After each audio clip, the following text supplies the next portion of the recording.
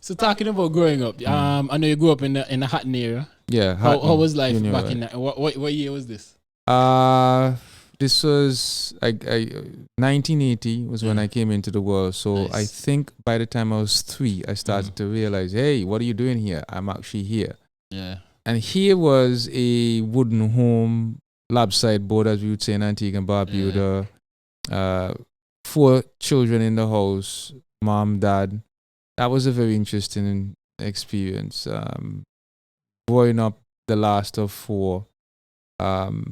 It's not something that I can explain in words properly, except that it has its own nuances. So one sibling with you is one way, the next sibling is another way.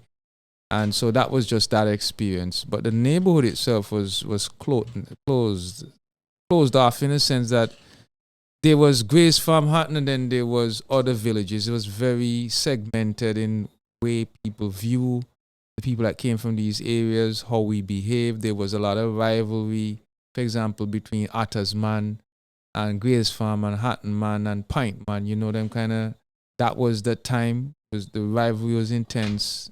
Sports, just general bravado, and the dick measuring contest. You understand? as young kids growing up, I can only listen. I can relate because I think we have the similar path for me as well too. The last of 4. 2 brothers, 1 sister. So you know exactly what I'm talking about. I get along with the dynamic different with everybody. Yeah, but I didn't see my dad much because he was a fisherman. So by the time I get up, he's out at sea already. By the time he's coming back, I'm looking to go sleep. Yeah. My mom worked in a hotel for a while, but then she fell down. And then the hotels back then, let's just say they weren't all that fair. So she got, fired, or I should say dismissed, or services were terminated without compensated. Yeah. And she had to find a cleaning job after that. And then shortly after that, the old man passed away from illness. And then that just sent everything downhill in a way. So it's downhill in a way in terms of, because the funny thing is my dad was not somebody that spoke a lot. Okay. I think I got my socialization and my speaky spokiness from my mother. Okay. My father didn't speak a lot, so he'll be in the house. I couldn't even tell he's in the house. He just lied in his bed and just chill.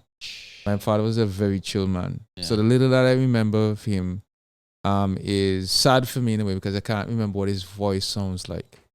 He was that story. He was that like he spoke, but what I'm saying is I can't remember what his voice sounds like.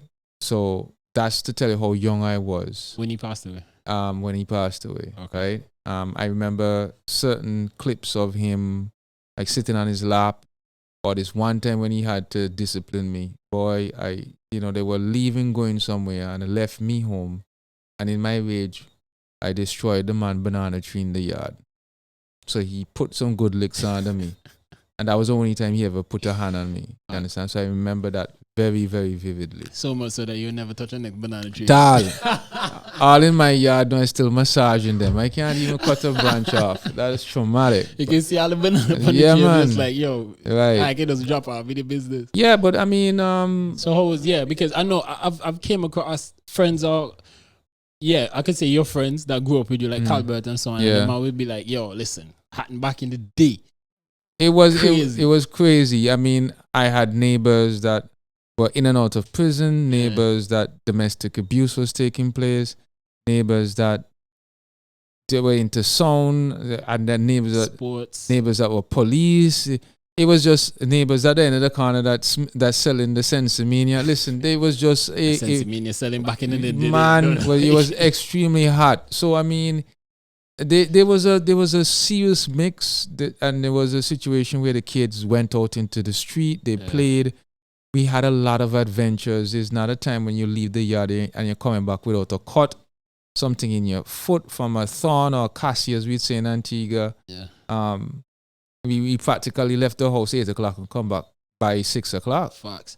And like, you had a whole 8-hour job. Right. Just whatever. You know what I'm saying? Adventure. It was interesting, but then my mom was a staunch Christian. She still is. Yeah. So I had to, kind of fit into that. And that was difficult for me because I was rebelling against that. So my neighbors would be going to carnival and stuff, and I had to sit there.